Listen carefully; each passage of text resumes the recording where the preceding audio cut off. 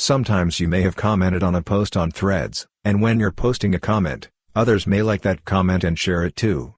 Normally, other people can see how many likes you've got and how many shares. But if you want to hide this like and share count from others on your Threads comment, you can do that. In this video we'll be telling you about that. For this, open the Threads application. When you open it, here you can see many posts. If you want to comment on any post, just click on the comments section and you can comment on that post.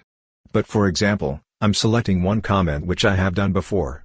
For that, click on this profile photo and here you can see the replies option. When you click on that, here you can see every post that you have commented on. For example, I'm selecting this post and here you can see the comment option. When you click on that, you can see every comment. In this, my comment is also there. If you want to hide the like and share count of this comment, next to that comment you can see 3 dots. Click on these 3 dots.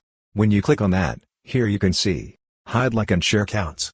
When you click on that, your like and share count will be hidden from others. So this way you can easily hide the like and share count on your Threads comment. Hope this video was helpful for you. If you find it helpful, consider subscribing. See you in the next video.